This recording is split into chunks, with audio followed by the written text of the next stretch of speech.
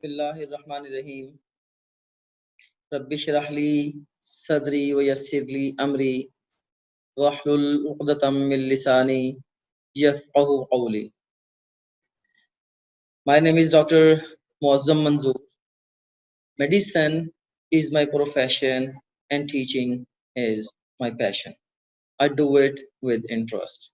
Science reasoning segment. सबसे पहले मैं आपको साइंस रीजनिंग के साथ इंट्रोड्यूस कराता हूँ। तो मैथ रीजनिंग की तरह साइंस रीजनिंग में से भी 30 एमसीक्यू आने हैं out of 120 on your final AKU entrance exam. इसके अंदर भी नेगेटिव मार्किंग नहीं है। अब यहाँ पे ये गौर करें कि टोटल 120 सवाल हैं जो आपने 2.5 घंटे में करने होंगे। टाइम आप जैसे मर्जी सब्जेक्ट्स में शफल कर सकते हैं। 120 में से जो 60 एमसीक्यूज हैं वो just math and science reasoning के, जिनका कोई भी सिलेबस डिफाइंड नहीं है, राइट। 60 एमसीक्यूज, यानी कि आप यहां से अंदाजा लगाएं किस हद तक एकेयू को ये चाहिए कि भाई क्रिटिकल थिंकर्स हमारे पास आए और बस रट्टे वाले बच्चे आए ही ना।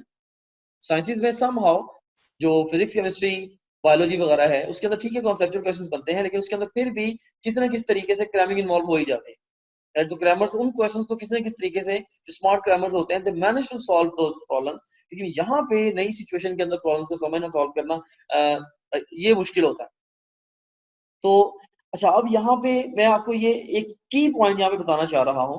आप में से बहुत सारे students, rather most of the students क्या कर रहे हैं, वो एकेयू के एंट्री टेस्ट के साथ साथ अपने अपने अपने प्रोविंस के पब्लिक सेक्टर के एंट्रेंस टेस्ट की भी तैयारी कर रहे हैं। फॉर एग्जाम्पल केवीके के स्टूडेंट्स ईटा की तैयारी कर रहे हैं, सिंध के जो स्टूडेंट्स हैं एमकेट सिंध की तैयारी कर रहे हैं, पंजाब के जो स्टूडेंट्स हैं एमडी कैट पंजाब की तैयारी कर रहे हैं, बलोचिस्तान वाले भी जो यूएचएस का एमडी कैट उनका होता है उसकी तैयारी कर रहे हैं। इस तरह से एजे के वाले भी एमडी कैट की तैयारी कर रहे हैं, so on state entry test की। तो सारे के सारे पब्लिक सेक्टर के जो मेडिकल कॉलेज है उनकी तैयारी भी कर रहे हैं। तो अब एकेयू के अंदर चूंकि सीटें बहुत थोड़ी हैं और कंपटीशन बहुत ज्यादा है पूरे पाकिस्तान से, बल्कि पूरी दुनिया से लोग अप्लाई करते हैं और सीटें उसके मुकाबले में बहुत ही थोड़ी हैं, 100 के अराउंड है। तो इसमें ऑफ कोर्स जो ट्रूली स्मार्ट हैं और इवन लकी भी हैं, they would manage to secure admission in AKU, right. तो हर एक के बस की बात भी नहीं है और हर कोई लकी इनफ भी नहीं है इन दिस सेंस, क्योंकि बहुत सारे इवन ब्रिलियंट स्टूडेंट्स भी एकेयू में एडमिशन नहीं ले पाते। इसलिए मैं सजेस्ट भी यही करता हूँ कि always have a backup plan. AKU best standard है, आप ट्राई करो, लेकिन साथ आप सिर्फ एकेयू पे रिलाई ना करो। खुदा ना आप ये इस तरह से सोचो कि जैसे कहते हैं ना, hope for the best, prepare for the worst. Best ये आपको एकेयू में दाखिला हो जाए, लाइफ इज गुड। खुदा ना खासा अगर नहीं होता, you should have a backup plan. हाँ यार, अगर नहीं भी हुआ, पब्लिक सेक्टर का मैं टेस्ट दे रहा हूँ या नम्स का मैं टेस्ट दे रहा हूँ, इसके थ्रू मैं मेडिकल कॉलेज में पहुंच जाऊँ एंड सो ऑन। तो इस तरीके से आप लोगों ने अब सवाल ये पैदा होता है कि अब चूंकि गवर्नमेंट अनाउंस कर रही है कि हमने जो पब्लिक सेक्टर का जो कॉलेज जो एंट्री टेस्ट है ये भी हमने जल्दी ले लेना है, लाइक अक्टूबर के लास्ट संडे या नवंबर के स्टार्ट में कहीं ना कहीं इसको अब एक्सपेक्ट कर रहे हैं हम लोग, क्योंकि देयर वाज अ टाइम जब हमें सिचुएशन का पता नहीं था, लाइक ईद उल फितर के बाद जो कोरोना के अंदर जो स्पाइक आई थी केसेस के अंदर, तो उस वजह से एक दफा सब लोग बहुत सहम गए थे, बहुत सारे हमारे ऑपरेशन जो है वो हाल्ट हो गए थे। तो अभी उन्होंने बड़ी ईद के बाद दोबारा सिचुएशन को असेस किया तो अल्हम्दुलिल्लाह सिचुएशन पाकिस्तान की काफी बेहतर है, राइट। कोविड जो है ओवरऑल काफी कंट्रोल्ड है और बहुत सारी जो आपको पता है कि मामूलात की जिंदगी वो नॉर्मल होना शुरू हो गए हुए हैं। तो आगे बढ़ते हुए इवन कुछ एंट्रेंस एग्जाम्स कंडक्ट भी हो गए हैं। तो आगे बढ़ते हुए अब ये लग रहा है कि अब वाकई अक्टूबर नवंबर में एंट्री टेस्ट लिया जा सकता है और एंट्री टेस्ट लेने के कुछ ही अर्से के बाद उन्होंने ऑफ कोर्स अगले साल की क्लासेस स्टार्ट करनी है। अपना एकेडमिक ईयर उन्होंने खराब नहीं करना, राइट। तो उनकी मैक्सिमम टेंडेंसी है कि वो एग्जाम ले लें। Yesterday professor doctor Javed Akram, he had visited Sahiba medical college, I was also there. तो उन्होंने ये क्लू भी दिया है कि ये अक्टूबर के लास्ट वीक में एक्सपेक्ट किया जा सकता है। ये उनकी ऑफिशियल अनाउंसमेंट तो नहीं है, लेकिन अक्टूबर के लास्ट संडे को जो जैसे ये एमडी कैट है ये हो सकता है। इससे कंपेरेबल डेट्स या ईटा वगैरह की बाकी भी आ जाए। एनीवेज, सो आप लोगों ने क्या करना है, आप लोगों ने एक बहुत ही स्मार्ट जो स्ट्रेटजी है ना एकेयू कैंडिडेट्स की तैयारी के लिए, बहुत स्मार्ट स्ट्रेटजी वो ये है कि आप मैथ और साइंस रीजनिंग को पैरेलल डेली बेस पे एक एक डेढ़ घंटा देना शुरू कर दें और दूसरी तरफ से अपने पब्लिक सेक्टर के एंट्रेंस की मुकम्मल तैयारी रखें। तो क्योंकि पब्लिक सेक्टर के जो तैयारी के साथ साइंसेज आपकी खुद ब खुद तैयार हो जाएगी और जो मैथ और साइंस रीजनिंग जो कि रियली चैलेंजिंग होगा आपके लिए on the AKU entrance exam, उसके लिए आपने डेली बेस पे एक एक डेढ़ घंटा देना शुरू कर दिया। वैसे भी मैथ और साइंस रीजनिंग, खासतौर पे मैथ रीजनिंग से आपके रिफ्लेक्सेस भी शार्प होंगे, क्योंकि आपको फिजिक्स और केमिस्ट्री के न्यूमेरिकल्स वगैरह सॉल्व करने में भी हेल्प करेंगे। तो इनको आप साथ इस तरीके से कैरी कर लें, ठीक है। तो मैं ये नहीं रिकमेंड करता कि आप टोटल अपनी तैयारी जाओ सिर्फ एक ही के ऊपर फोकस कर लें। मैथ और साइंस रीजनिंग को डेली ले चलें और बाकी अपने पब्लिक सेक्टर के मेडिकल कॉलेज के एंट्री टेस्ट की तैयारी करें और अल्टीमेटली एग्जाम में जाके बैठ सकें, राइट। हाँ, AKU का जब टेस्ट आने वाला होगा लाइक 4 अक्टूबर से पहले, आप आखिरी जो हफ्ता होगा या 4-5 दिन है आप टोटली AKU पे फोकस कर सकते हो, उसमें हर्ज नहीं है।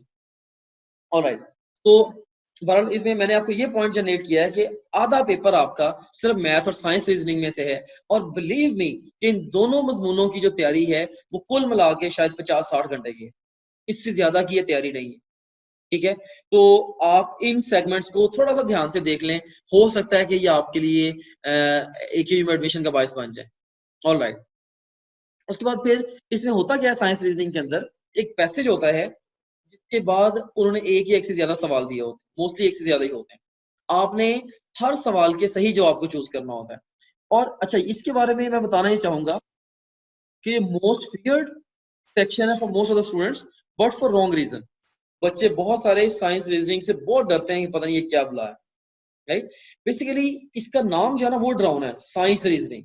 असल में ये साइंस रीजनिंग नहीं है, ये लॉजिकल रीजनिंग ही है। बेसिकली साइंस रीजनिंग के सेगमेंट के अंदर वो आपका नॉलेज टेस्ट नहीं करते, बल्कि वो करते क्या है, वो पैराग्राफ के अंदर वो सारी इंफॉर्मेशन जो कि आंसर देने के लिए रिक्वायर्ड होती है वो आपको दे देते हैं। सिर्फ वो ये देखना चाहते हैं उस इंफॉर्मेशन को पढ़ के समझ के आप सवालों के जवाब ढूंढ पाते हैं कि नहीं पाते। यानी कि वो ये देखना चाहते हैं कि कल को अगर हम इन्हें पढ़ाएंगे और साथ हम इन्हें बताएंगे कि भाई ये मसले हल करने हैं, तो क्या ये पढ़ के वो मसले हल कर लेंगे, राइट। सो बेसिकली वो आपकी प्रॉब्लम सॉल्विंग एबिलिटी जो है वो टेस्ट कर रहे हैं with the help of science reasoning section, right. तो इसके लिए कोई भी नॉलेज रिक्वायर्ड नहीं है, कोई सिलेबस रिक्वायर्ड नहीं है, जस्ट थोड़ी सी प्रैक्टिस और थोड़ी सी कॉमन सेंस चाहिए आपको। तो ये सीन है। तो ये जो लाइन मैंने लिखी है ये बड़ी इंपॉर्टेंट है, आप लोगों को काफी ज्यादा ये क्लियर कर देगी आपका concept about the science reasoning. You seen here, इसको हम तसल्ली से पढ़ते हैं। Science reasoning as a name implies does not test your knowledge, इसने नॉलेज आपका टेस्ट नहीं करना, but rather test your ability to reason, कि आप क्रिटिकली सोच सकते हैं। ये इस सलाहियत का इम्तिहान है basically, as well as your ability to analyse and understand the data, कि अगर आपको किसी भी शक्ल में डेटा प्रेजेंट किया जाए, कोई ग्राफ, कोई चार्ट, कोई डायग्राम, कोई टेबल, कोई भी चीज आपको दी जाए और साथ उसके सपोर्टिव कुछ पैराग्राफ वगैरह दिए जाए, क्या आप उसको समझ पाते हैं? क्या आपकी अकल इतनी काम करती है, राइट। तो ये जस्ट कॉमन सेंस की बेस पे आप इसको कर सकते। So questions provide you with everything you need to know, हर चीज आपको एग्जामिनर ने बतानी होती है पैराग्राफ के अंदर ही, right? So you have to reason your way through like a scientist using the scientific method. तो आपने scientific method को यूज करके आपने गिवन पैराग्राफ में से ही अपने आंसर को ढूंढ के बड़े स्मार्ट तरीके से आपने सही सही आंसर तक पहुंचना है हर क्वेश्चन के लिए, राइट। सो सादा सी बात ये है, साइंस रीजनिंग सब्जेक्ट, इससे आप डरते ज्यादा हैं, इतना डरने वाली ये चीज नहीं है। इसमें आसानी से नंबर आ जाते हैं और ये शायद वाहिद सेक्शन है जिसमें से बच्चों के 30/30 नंबर भी आते हैं। उनके सारे सवाल भी इसमें से ठीक हो जाते हैं, क्योंकि ऑफ कोर्स जिनकी एबिलिटी, थिंकिंग एबिलिटी है, वहीं से पढ़ के, जैसे मैं आपको कहूँ भाई बुक पढ़ के आपने ये सवाल है, बुक पढ़ के इनका जवाब दे दो, तो इट्स इजी, राइट। इसमें नो डाउट कि वो थोड़ा सा डेटा कुछ ना कुछ घुमा के देते हैं, of course they want to test your thinking ability, लेकिन फिर भी इट्स इजी, क्योंकि जहां से आपने जवाब देना है वो इन्फॉर्मेशन आपके पास है in the form of paragraph. तो आपने क्या करना है, वहीं से उसको पढ़ के हर सवाल के साथ लॉक कर करके अपने आंसर तक पहुंचना। तो इसके लिए आपने बिल्कुल भी ये ना सोचें कि मैं दुनिया जान की ये किताबें उठा लूं और मैं साइंसेस की सारी चीजें पढ़ लूं, क्योंकि लाइक जो भी पैराग्राफ आपको साइंस रीजनिंग का आना है ना, आप भले 10,000 पैराग्राफ प्रैक्टिस कर लें, most probably that would be unseen, वो कोई नया ही पैराग्राफ होगा, most probably that would be unseen. हाँ, लेकिन अगर आप जो पास्ट में जो पैराग्राफ्स आ चुके हैं 6-7 साल के अंदर, अगर आप उनको अटेम्प्ट कर लेते हैं तो आपको काफी अच्छा अंदाजा हो जाएगा यार, अच्छा एग्जाम इस तरह से फोकस करता है, तो इससे मिलते मिलते सवाल आएंगे, yes I can work with this. तो पास्ट क्वेश्चंस को प्रैक्टिस करने से आपको काफी सारा कॉन्फिडेंस भी मिल जाता है, हाँ यार इस तरह के सवाल मैं आराम से कर सकता हूँ, बगैर तैयारी के भी कर सकता हूँ, और आपके कुछ रिफ्लेक्सेस बिल्डअप हो जाते हैं, आपकी ओवरऑल अप्रोच बन जाती है, अच्छा इस तरह के सवालों को इसी तरीके से हल किया जा सकता है, एंड सो ऑन। और यही इसके लिए साइंस रीजनिंग के लिए रिक्वायर्ड है। सो यहाँ पे मैं वंस अगेन कि आप इस सेक्शन को भी मैथ रीजनिंग के सेक्शन की तरह क्लियर नहीं कर पाते अगर आप लॉजिकली और आउटसाइड द बॉक्स नहीं देखना जानते, राइट। तो ये मैंने आपको मैथ जो साइंस रीजनिंग का सेक्शन है इसके साथ इंट्रोड्यूस करा दिया है।